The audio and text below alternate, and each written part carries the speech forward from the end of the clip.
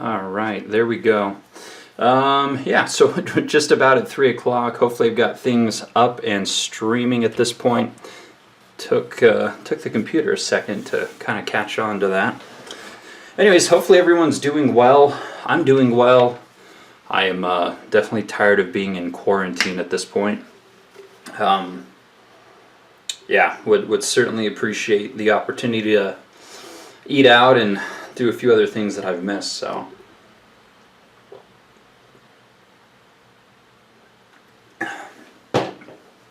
Anyways, hopefully everyone's doing well here. We'll get started in just a second. Let me pull up the questions.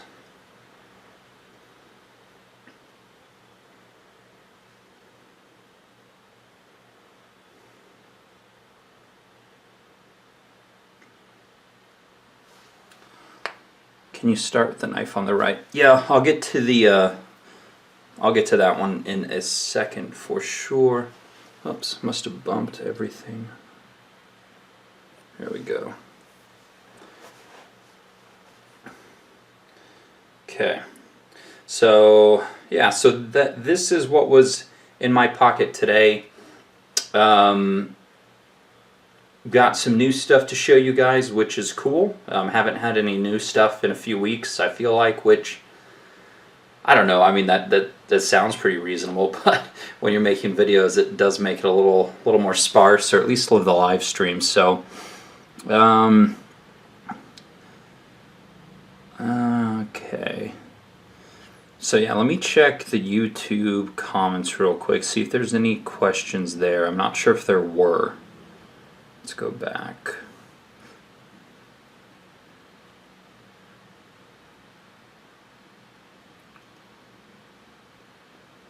No, nothing there unless the filter like blocked it all, which I've seen once or twice. So, yeah.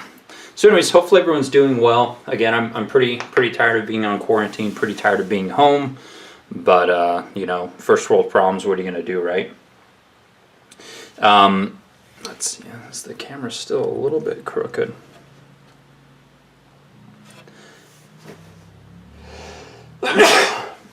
Excuse me. All right. So this is what I was carrying today, and I just did a video on this wallet, which is the Willowcraft Goods. This one does have the quick access pocket on the back, which is great. So this thing's pretty much fully loaded up, looking good in that olive leather.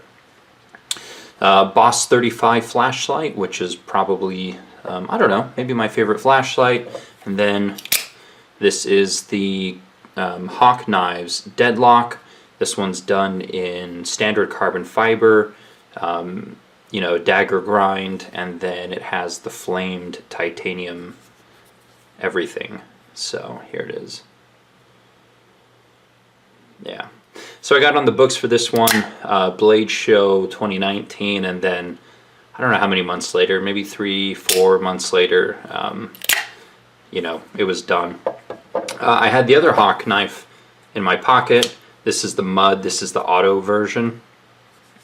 And this is a really cool knife. I did a video on this one, but it's a fully encapsulated system to keep out just about everything, you know, dirt, grime, dust. I imagine if you really attempted to drown it in water, then you may get some water in there, but it's got grease in the pivot that's, again, encapsulated, so it shouldn't really ever need to be serviced with, you know, kind of normal use. But if you're really trying to do something crazy to it, then obviously that changes. So, anyways, hopefully that showed you this one, high-low. Again, Grant and Gavin Hawk Knives Deadlock. So the only out the front auto that is completely rock solid when open. So certainly an innovative mechanism that they used on this one. Appreciate you watching, Seth. Amateur Knives has a Deadlock in titanium, which is super cool. And Matt, I don't really follow any of the Two Sons knives. They're just not really established enough for me to follow. I get that it's kind of, I mean, so here's my interpretation of Two Sons. Like, they have stuff on Amazon and on eBay, and they may have some models that are like in production for a while, and I don't know. It's just they're not established enough. But I get that you might find one that's really cool. I hear they're well made. I think I've seen people do a lot of cutting tests with them, and they seem to be well made. But if they were a bit more established, then I might start looking at some of the Two Son knives. But I don't have time to keep track of all that and like be scouring, you know, Amazon and eBay and so forth. But yeah. All right, so let me move some of the stuff that was in my pocket out of the way, or there's my pocket today out of the way, and then we'll look at some of the new stuff that came in this week and talk about it, answer any questions you guys have. So, the first of which, oh, and I misfired on the first try. I did pick up the Spyderco Smock. This was one from Knife Joy, and it has polished G10 handles and a CPM 20 CV blade steel. So slightly upgraded in my opinion. You know, the standard one has S30V, which is fine, but then it has the peel ply carbon fiber, which again I'm okay with. I don't love it, but I finally picked one of these up, so I thought this was pretty cool. Thoughts on the React Gent number 9 and the front flipper. The React.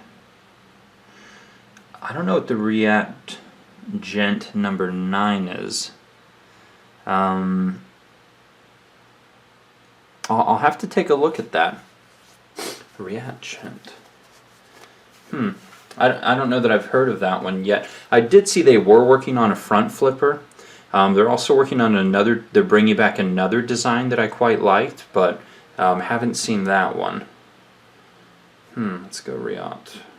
I'm going to look at their Instagram real quick and see if I can see what you're talking about.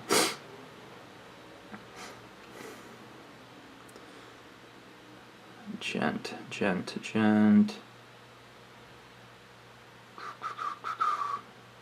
No, I don't see anything. Oh, this one? Yeah, it looks okay. It's got a nice belly, you know, looks nicely contoured. It's probably not one that I'm gonna like run out and try to grab necessarily, but it would be cool to check out at some point. No idea when these are coming though, with all the delays that are going on.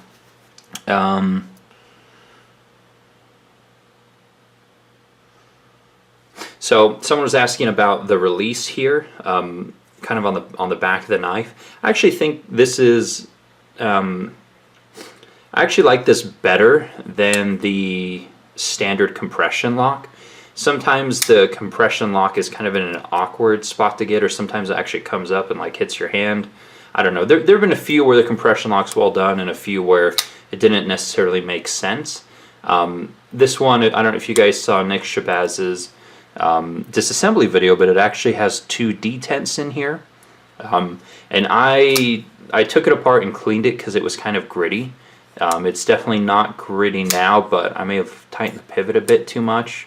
Either way, I think it'll just continue to break in, but certainly an interesting design, an interesting take on the compression mechanism. I think it's rather intuitive and fairly easy to use.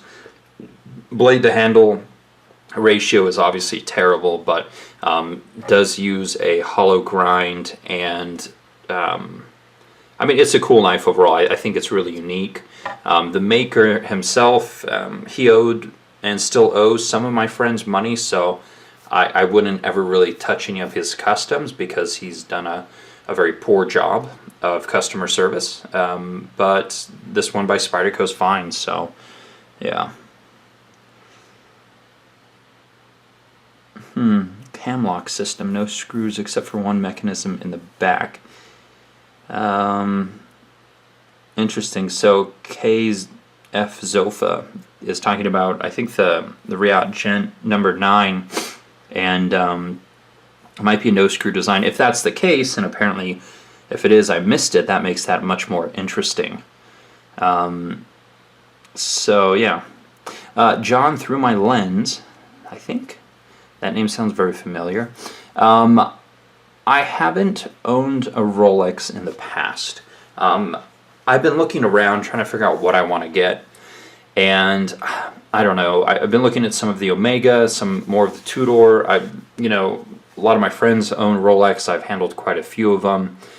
I think it would come down to the Oyster Perpetual with the rhodium dial, or perhaps just the Submariner no date. I prefer the no date look for sure, even though the date with the Cyclops is a bit more iconic. But yeah, I think that might be one next year. I don't know if it's going to be one this year. So yeah, probably, I don't know, probably next year. We'll see how things play out. We'll see if I still have a job in a year. I mean, you never know what'll happen, but yeah. Alex W wants to see the Gavco that I have. Oh, that's in the other room, Alex. If it comes to it, I'll walk to the other room and go get it. I actually have a Gavco folder and a Gavco fixed blade. I've owned lots of Gavcos. So anyway, so here was the first one. I did take it apart and clean it. Got the gritty out. Much nicer now. I think it's interesting.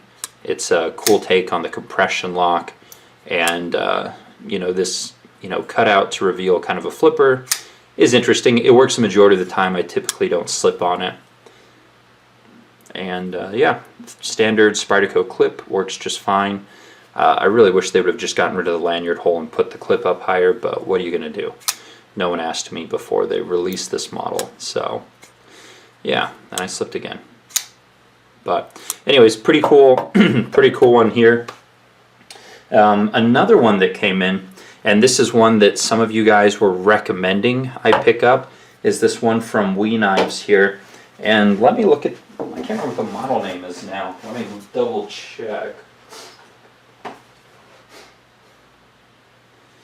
Alright, this one, yeah, I'll just show you guys what this one is. Here's this one. The 925C, whatever. This is actually a really cool slip joint mechanism. And man, what a stout spring in this bad boy. So you saw what the model is, the 925 whatever, but it's a full size. This one has the shredded carbon fiber. It's a full size slip joint in S35. Nice deep carry kind of fold over clip. Really nice ergonomics, and it's much harder to close than it is to open. So it takes quite a bit of effort. I think this one's still breaking in a little bit, but it's fairly easy to open, but trying to close it, there we go, broke it.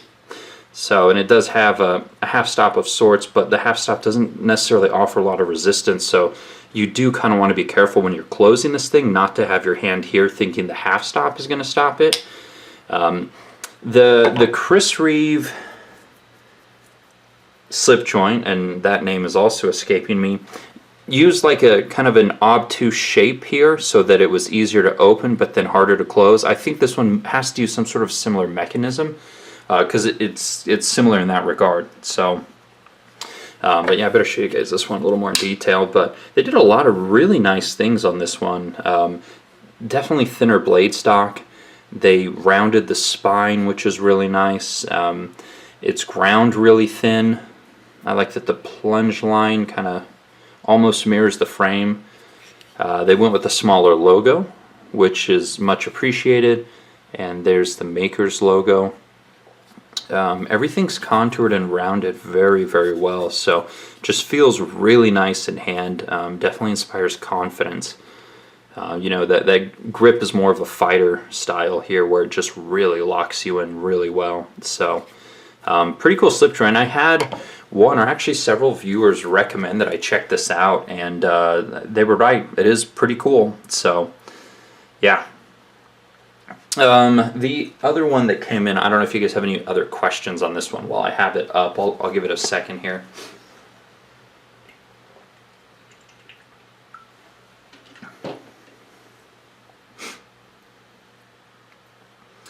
James says, how do you currently have a favorite company between the high-end Chinese productions, Riat, Tuya.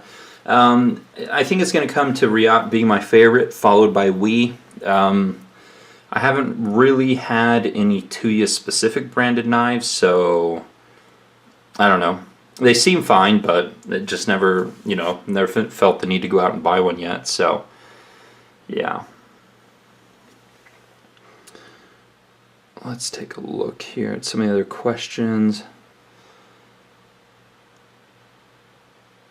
Have the SK23, they say the Spyderco Smock is ground thinner, but it looks like it thickens pretty quick. What do you think of it so far? So hopefully I answered your questions on the Smock here. Dude, I keep slipping. Yeah, again, it's ground pretty thin with that hollow grind. It slices pretty well. I really have no complaints on that. I don't know, it's unique. Again, blade to handle is terrible, the ratio there, but it's a unique mechanism, and it's kind of enjoyable to fidget with, and it cuts well. So, Spyderco being Spyderco, you can always count on them to bring you something a little bit out of the norm. So I appreciate that. All right, let's see here.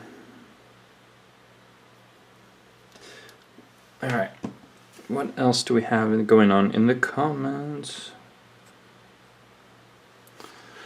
Okay. Sivb, check them out. Yeah, I have several Sivb. Have you had a tool steel knife that has impressed you with toughness? Be the example asks. I mean, yes and no. I mean, my Rockstead is in a YXR7 tool steel. It has amazing performance, but I definitely have not. I definitely have not pushed that knife to its capabilities. I mean, if you really want to try out tool steel, you have to be outside like hacking on crap, and I just don't really do that. So, do you have any Tuya knives? Nope. Hopefully, I already answered that. What's your most expensive knife right now? Probably my Rockstead. That one's $1,700. Dealer price. So that one. Thoughts on whether having missing bearings a la Shredder would make the action worse? Tommy asks. Probably. Because the Shredder bearings are loose like IKBS, in theory, if you are missing enough of them, it won't have the weight distributed evenly. And so I guess in theory, if you lost enough of them, it could certainly make the action worse. Or you may end up with, depending on what you're doing with the knife, if you're really using it hard, you may end up where there's one ball at one particular time putting too much pressure on the blade, and you could, in theory, end up with like small little divots in the blade because the pressure and the weight's not distributed evenly. But you'd have to be really pushing it hard, really cranking on it to probably do that. Hilo, you should pick up a Spyderco Custom McBee. I don't know, that one might be a little bit small for my taste, so yeah. John, through my lens, how will COVID-19 impact Blade Show this year? To be honest, I'm surprised they haven't canceled it yet. I've talked to a couple people who have tables, and they're also surprised. I think that the Blade Show people probably just don't, I don't know, maybe they just are trying to hold out and hope they don't have to pay people back. I mean, that's their biggest show, so financially they're going to get rocked this year, but it's probably got to be canceled. I mean, I couldn't imagine, amassing thousands of people in one room with what's going on right now. I just don't really see that being a good idea. So, let's see. One would assume Blade Show would be rescheduled. Yeah, I mean, the hard part is that they don't really have an opportunity to reschedule it with the same venue.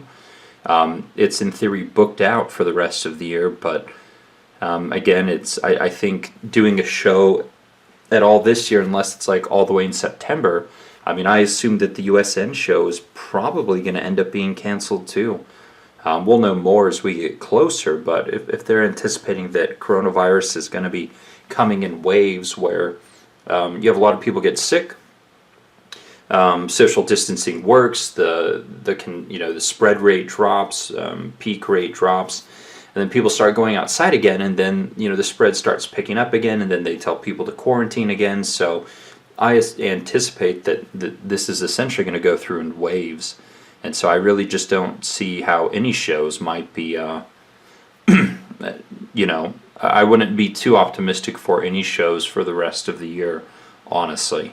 I would love to be wrong because I had planned on attending the USN show, but I'm probably not wrong. So I don't know.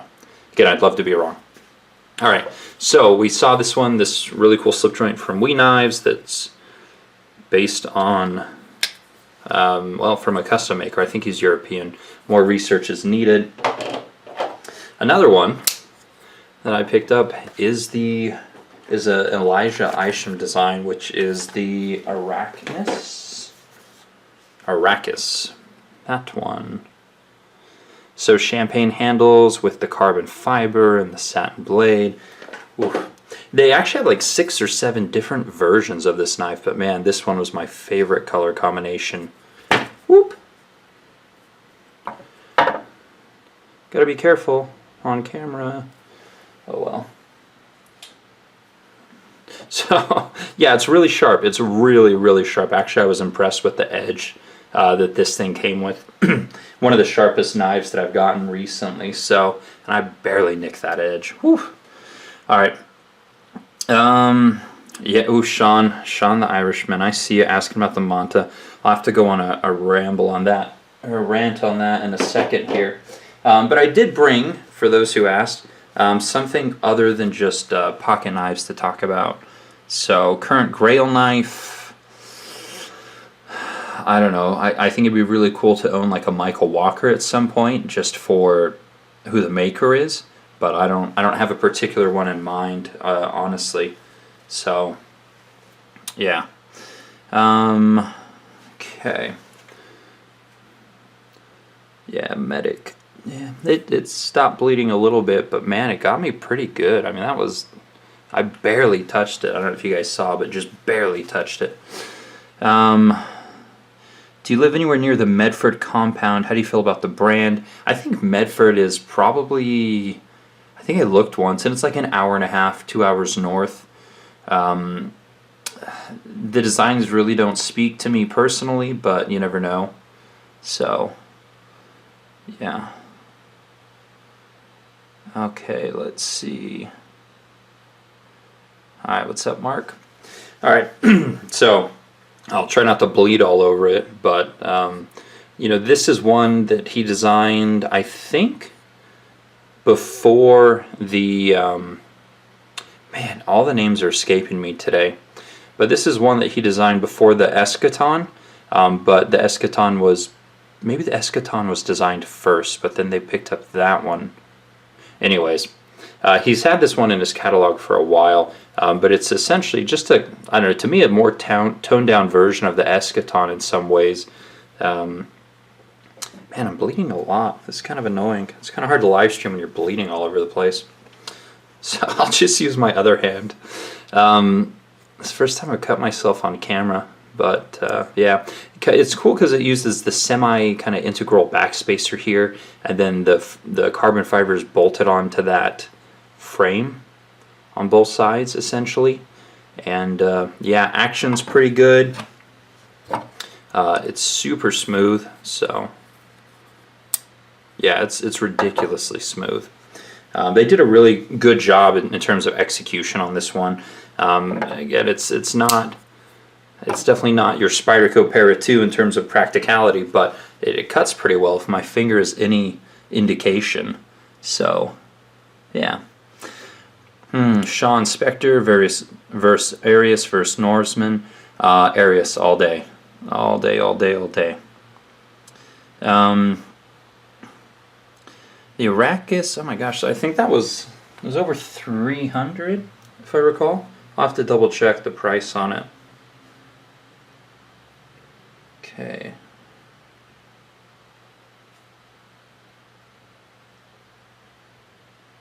Yeah, I'll have to double check.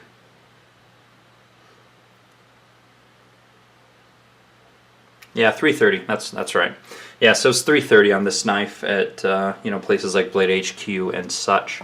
So that one came in. I'll do a video on this one. I think it's really unique. It's an interesting knife, and it's very well made and very, very sharp. So, yep. The other one, I actually picked up a Sivb because I like budget knives for now. And Sean, I will get to the Manta story in a minute here. A little bit of super glue handy. Let it dry before handling the knives. Yeah, I don't have super glue next to me, but we'll press on. Eventually, it'll stop bleeding, right? I hope. Hopefully, maybe. Do you know much about Birch Tree Blade Works? Discarded Grunt asks. Birch Tree, he's on the Mark the Maker podcast. So if you like him, I would definitely subscribe to that podcast and listen. So, yeah. Do you like the wheat pleroma? Was that Karen asks? Karen Blair? Yeah, that's probably my favorite design that Elijah Isham has done is the pleroma. So I think that one's awesome. All right. So let's take a look at this Sivb together. This is the Shredder. And I held off opening it so I'd have something to open with you guys. So let's grab my Hawk Knives mud. Since this one can be cleaned fairly easily, just in case I bleed all over it.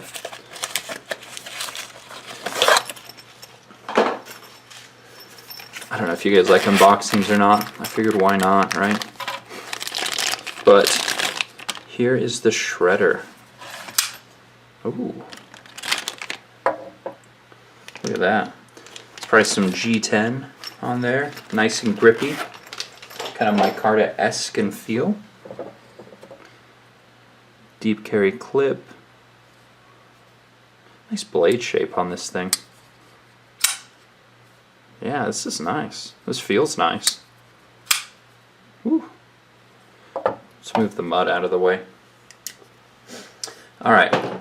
So yeah, this is the Shredder. They have it in a couple different colors.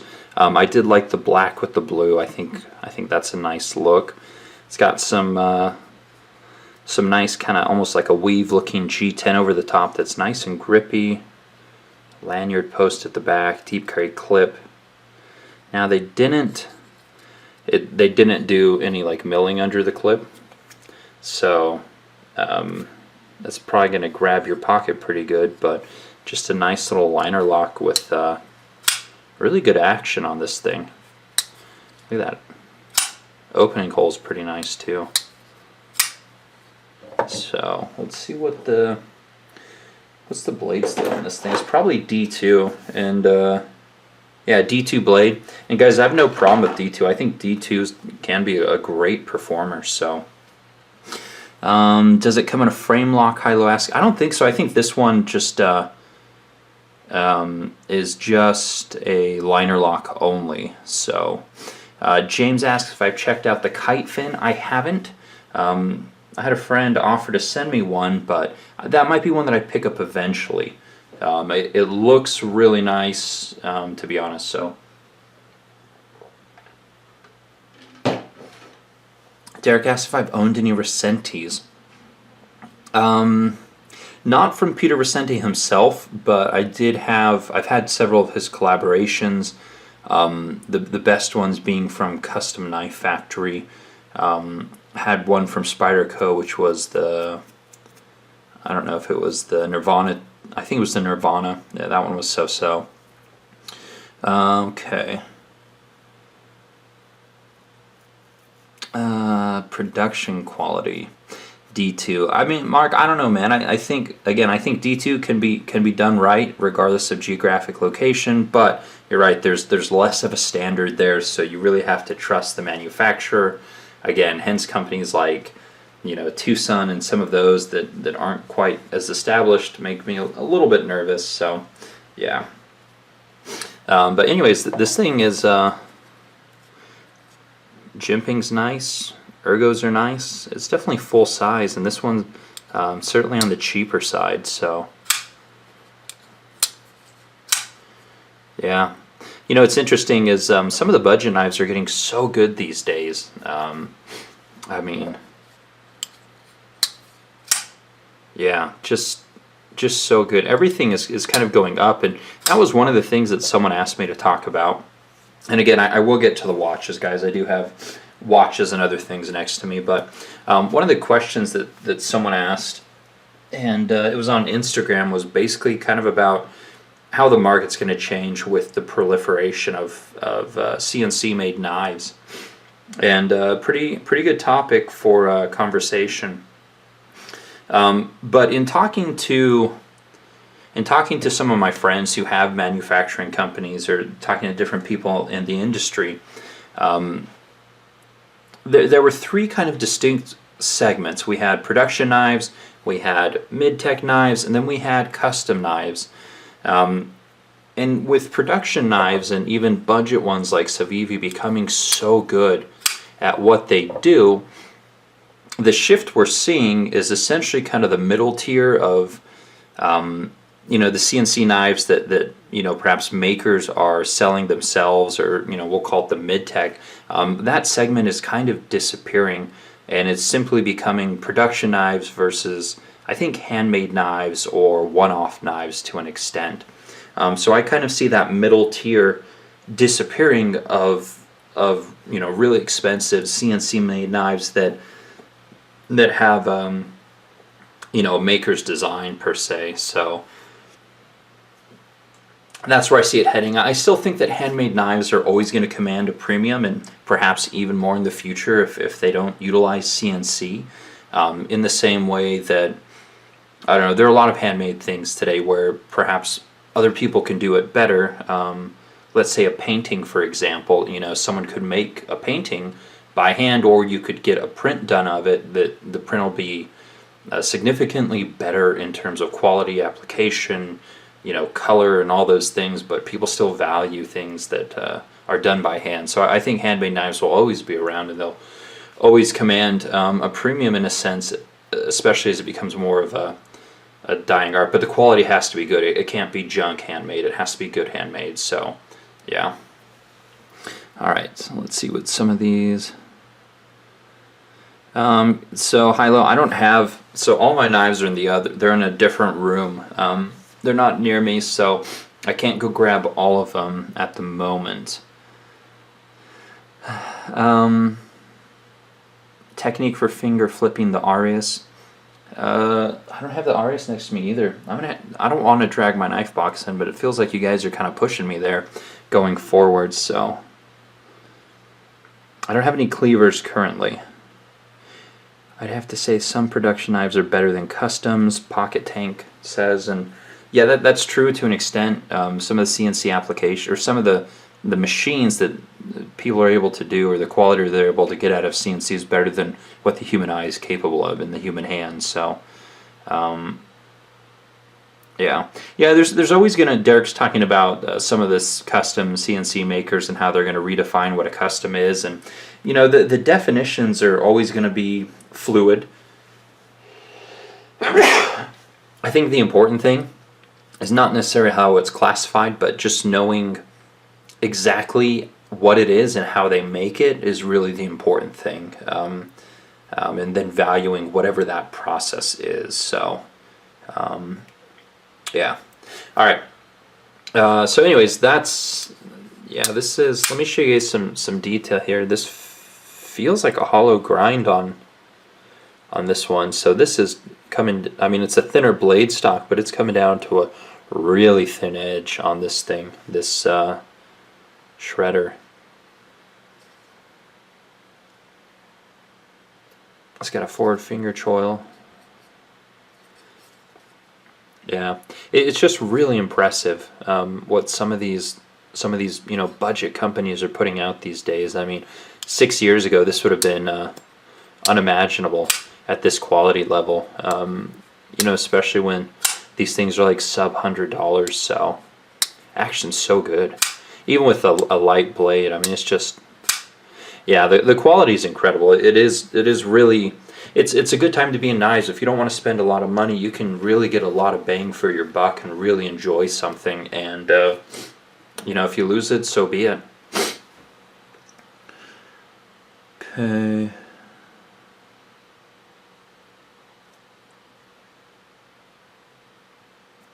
So John's talking about how custom knives feel better. And you know, again, it depends. I've seen some custom knives with perhaps not the utmost quality, and it's just two flat slabs of titanium that have been shoved together. The really premium custom knives are the ones where they really take the time and they massage the edges, and it feels like it melts into your hand.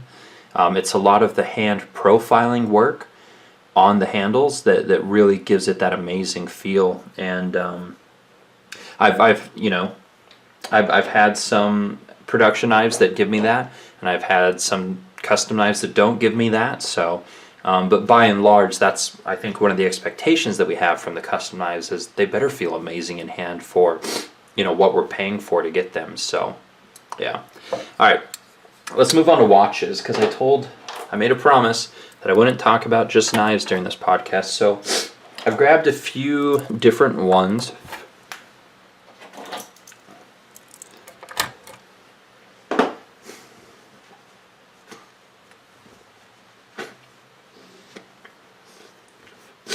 All right, so here we have the Tudor Black Bay, a little bit dirty here. We have the Tudor Black Bay. This is the original, not the 58. We have the Seiko Alpinist, the Sivb 17, and then we have one called the Bernhardt. This used to be called the Sea Shark. I think it's called the Binnacle Diver now. I've had this one for quite some time. But Sean was specifically asking about... he wanted to know specifically Tudor versus my Manta Ocean King. Manta is a newer company that is essentially kind of entry-level Swiss. You know, prices for like the Ocean King around 1,900, 2,000, and he wanted to know kind of how they stacked up. Now, unfortunately, I don't have my Ocean King here because I sent it in for a warranty issue, and it's been over 2 months now. And I don't have it back. So let me rant for a minute. Contacted them, let them know there was an issue. They had me send it in and said, hey, you know what, we'll have it done in 2 weeks, and 2 to 3 weeks, and 4 weeks passed. I emailed them and said, hey, just looking for an update, you know, since it had passed the 2 to 3 weeks, and they said, oh, we'll get to it middle of next week, no problem.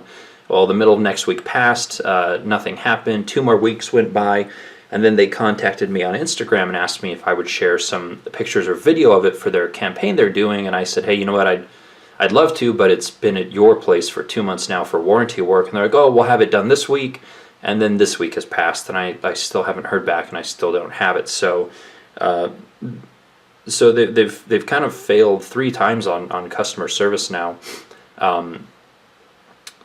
Because they failed to meet the timelines that they stated, not that I stated or any expectations I had, but they said 2 to 3 weeks, that didn't happen.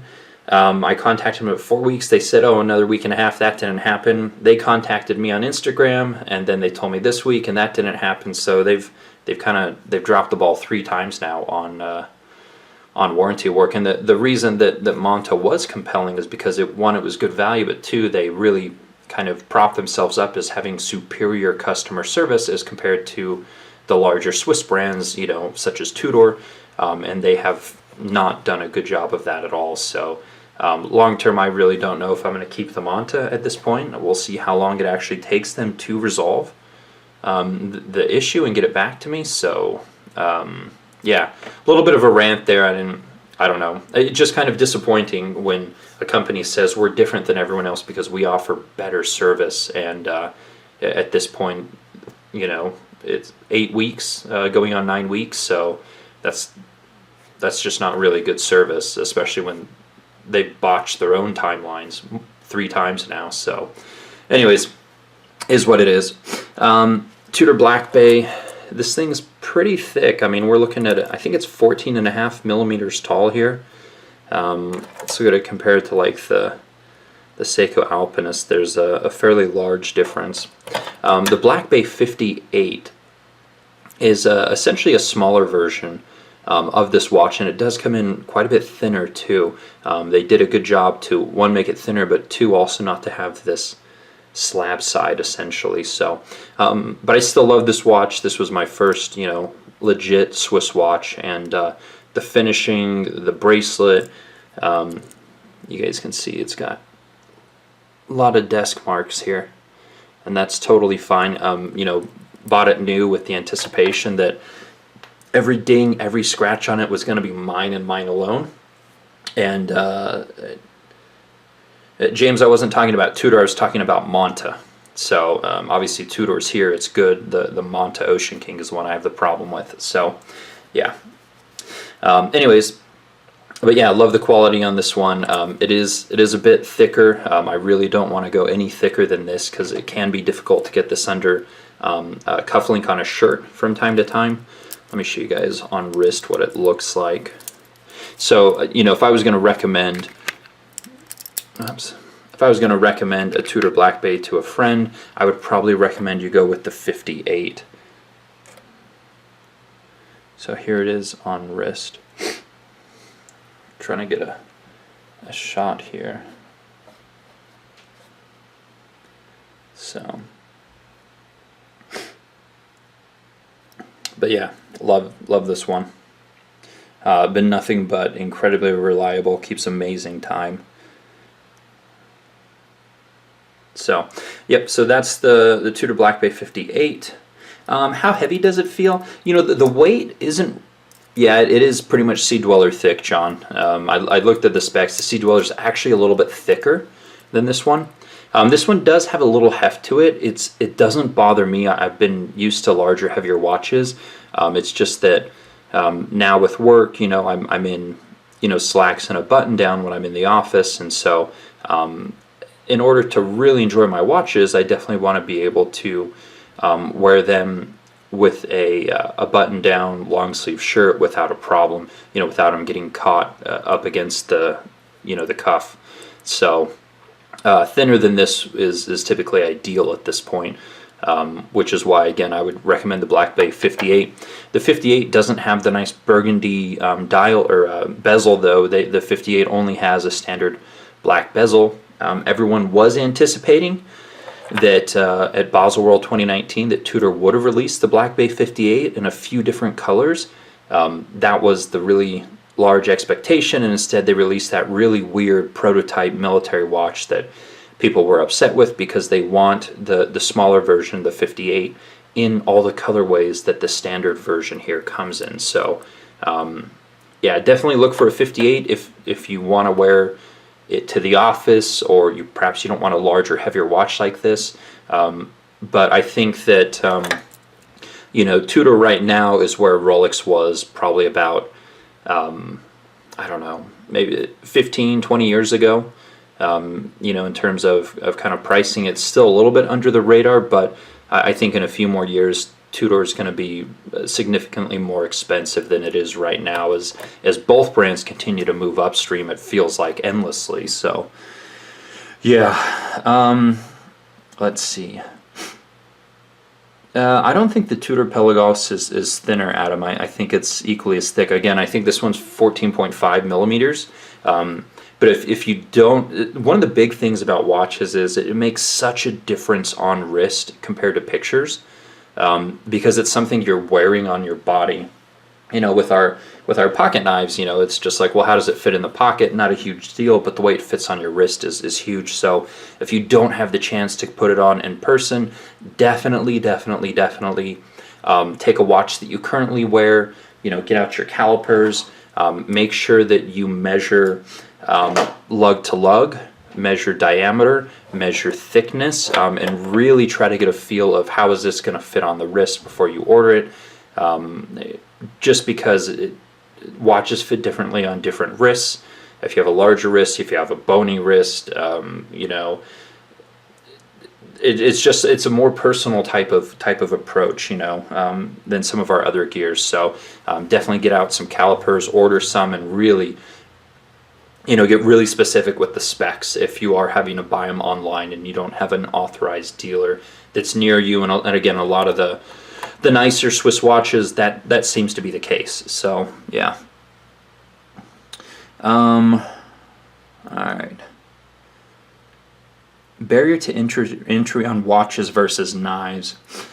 Derek, I think the barrier to entry is really just how many more there are. There are more knives and more knife companies now than there have ever been before. And, we have so many options, so many great options to choose from, but compared to the watch world, it's nothing. And so you're just facing like this huge wall that you have to try to climb, and there's so many different options and so many different very strong opinions that it's really hard to find a good spot. I really like Seiko as a whole in terms of, hey, I really want to get a nice watch. This one's dirty. Dang, everything's dirty. I really want to get a nice watch, but I'm not really quite ready to spend this type of money yet. I really like, so this is the discontinued version of the Alpinist. They have a new version of the Alpinist, and it's in 3 different colorways. I think it was blue, black, and green. And I really like the black one, the new blacked out, has a Cyclops, but just that would be a fantastic watch that would essentially last forever. And hopefully something that you enjoy. So I think Seiko, the right Seikos, again, can be a really great way to get in, but again, the barrier for entry there is a lot of the really great Seikos are for the Japanese domestic market only. They tend to send us in the US some of the less desirable offerings, in my opinion. So it does take a lot more research, I guess, and then the size and the preference and so many different opinions. I like Worn and Wound. I like Tristana over at the Urban Gentry. If you do want to get into watches, definitely spend the time and do the research and figure out what you might like. And then unfortunately, you're going to get to the point where you buy stuff and figure out if you like it or don't like it, and then you're going to have to turn around and sell it. So playing in the used market is probably a little bit better to get your bearings in as opposed to buying new. But again, if you do have a watch shop nearby or an authorized dealer, that'll make it a little bit nicer to actually get things on wrist. But yeah, the barrier to entry is, does it fit? Do I like it? What's the support? What market is it offered in? You're right, there's just so much more to contend with there, but it does make it more exciting in some ways, or more involving. And we as enthusiasts, we really like to, at least I do, I really like to dig deep and do the research and figure out what I like. And the hunt is, I don't know, I'm going to say 50% of the fun, to be honest. So yeah.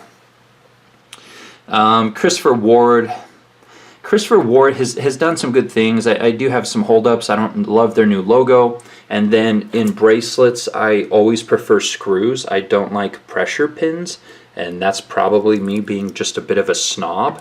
But it's my money. I get to do whatever the hell I want. So yeah. With the endless growth in pricing for premium brands, you mentioned. Yeah, prices continue to go up. I don't have any Marathon watches, but I do know they are well-made watches. Real true custom watches, I don't know, north of 80,000. So you're really going to be paying.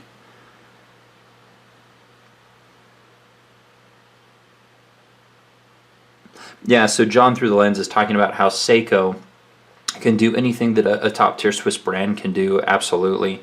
There used to be King Seiko, and now you have Seiko's top-tier line, and my brain's not working, but their fit and the finish and the quality, sometimes they're even more fanatical on the details than their Swiss counterparts. So Seiko's top-tier stuff, Grand Seiko, that's what it is truly incredible. There are a few Grand Seikos that I would like, but again, with watches, yeah, Grand Seiko. So with watches, I'm kind of at the point where I kind of want to do the buy once, cry once, and really have a collection that I keep for decades.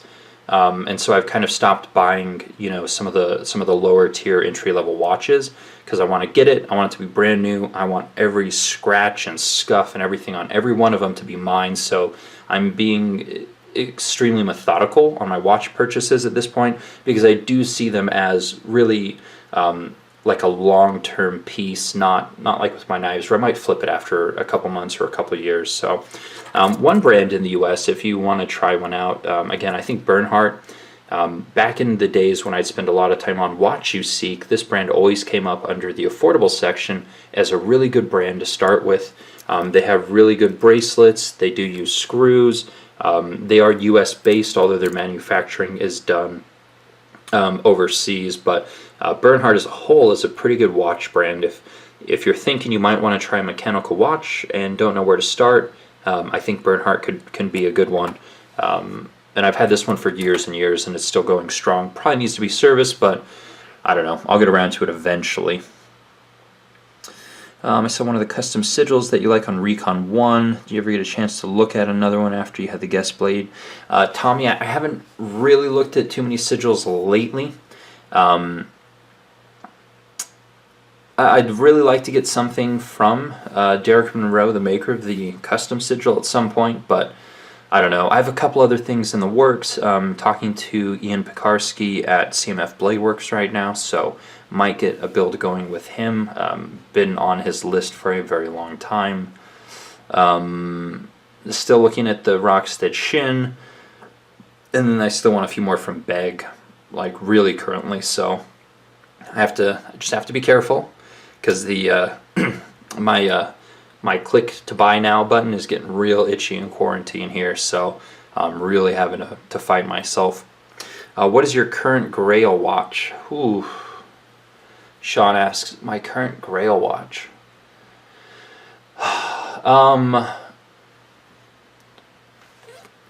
Probably. I don't know. There's so many that I am interested in, but probably a Patek Philippe Nautilus. Would really be up there on my Grail watch list. I'm not quite sure which reference specifically I would want, but I do like the Patek Nautilus. But I mean, that's going to be north of like 40,000, so that does put it pretty far out of reach, thankfully. So ideal salary would be, I know my ideal salary would be, Derek. Pay me $10 million a year, I'll retire in 2 years. And yeah, I'll be good. Oris is one of the last independent Swiss brands, so I mean, I've got mad respect for Oris. So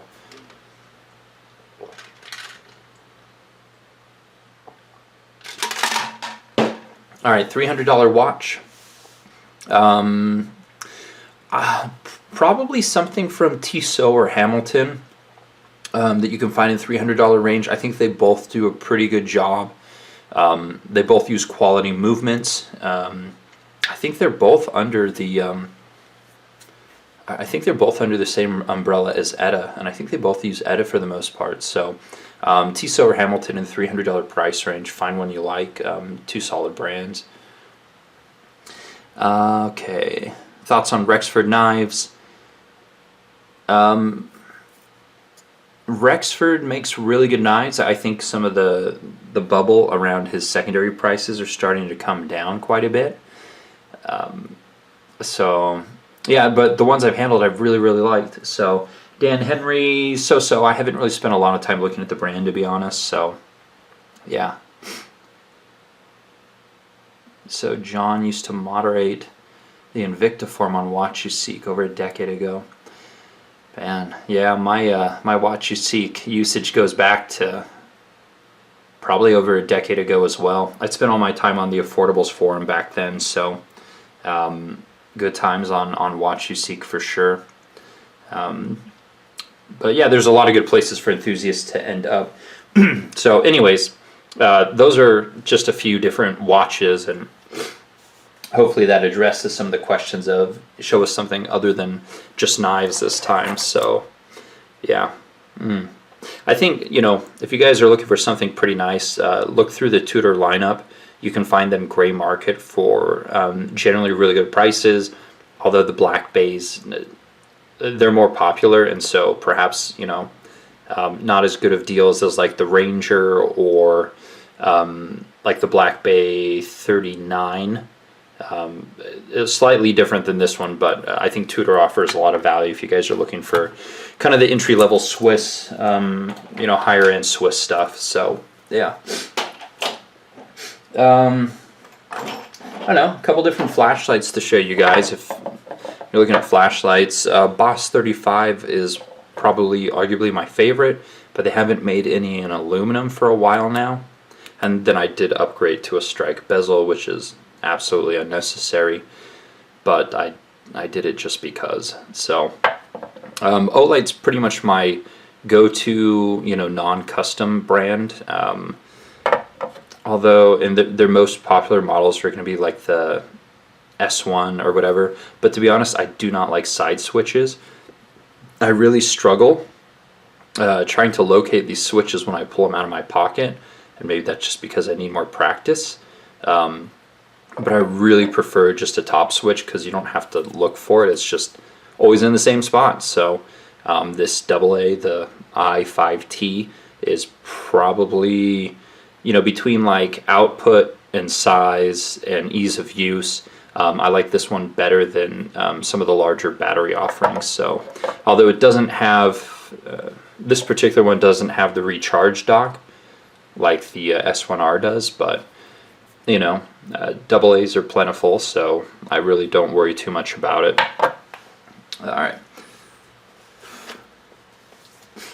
Yeah, Olight's a pretty good brand overall. It's, decent lights, a lot of value. Are there better if you get into some of like the niche brands or some of the, some of the eBay type brands? Sure, but it's easy to find. Their website's easy to use. It's just kind of like a no drama offering.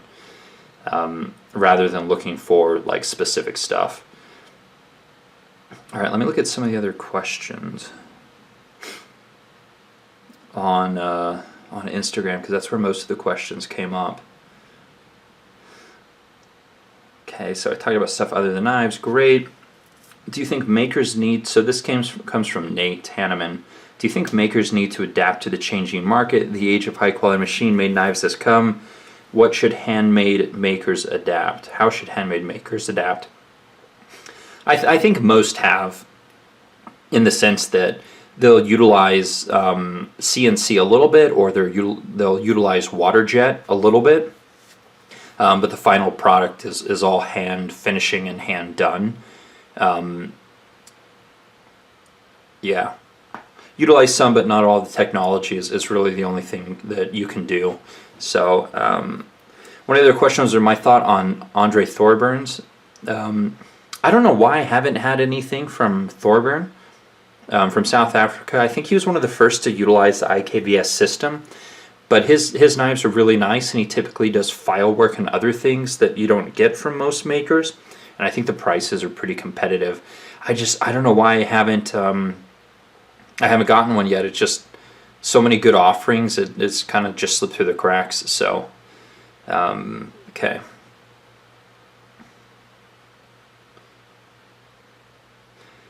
So another person, Hans Jim, basically is asking if custom knife makers are going to have to reduce their prices to stay competitive. And, again, I don't think they will need to. As long as the product is good and it does have a lot of handwork in it, they'll always continue to be in demand. So, yeah. Another question, have you heard about the BBM production that's going to be produced by Riot? I haven't. They're behind on everything right now, so, whatever the initial timeline was, I would just assume they're probably not going to meet that. So, yeah. Yeah, there's going to be a lot of projects that are going to get pushed back right now, just because of manufacturing and shipping and, all sorts of issues going on. So, all right. Have you ever tried shooting competitively? I haven't. I definitely enjoy guns. I definitely have a few guns, but I can't do Instagram and YouTube and then competitive shooting and work a full-time job and not piss off my wife all at the same time. So, yeah. Back in my single days, when I had no money, I would have been able to do all of that, but not anymore. So, all right. So anyways, guys, I mean, that was, I showed you the new stuff. We definitely talked about watches for a little bit, which is a good thing to talk about because I certainly enjoy watches. I'm just trying to figure out what the next one for me is going to be and then kind of work towards that. But it's definitely going to be a bit more upstream. So might be a Rolex, might be Omega, might be another Tudor. Also looking at the Zin 903 in terms of a chronograph. But then again, that case thickness is kind of problematic. It's a really, chronographs tend to be, thicker watches overall. So yeah. I don't know if there's any other questions you guys had or anything else to cover. We've been streaming for about an hour here today. Yeah, let's move some of this stuff out of the way again. I'm going to play with this one quite a bit. I'm really liking the action on this thing. Hopefully it doesn't shred my pockets, but I'm liking this thing quite a bit actually. So let's see.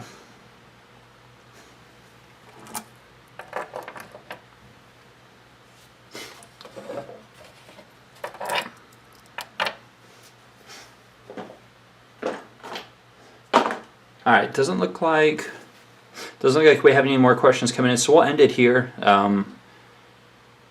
Doing another Barney box knife. Well, all right, shotgun Bowen. I've talked to Blade HQ, not about doing a Barney knife box again. The premise behind the Barney knife was that I could just go down there and return the knife afterwards. With shipping and so forth, that becomes a bit more problematic. So there are some things that I'll probably pick up from Blade HQ in the near future to share with you guys.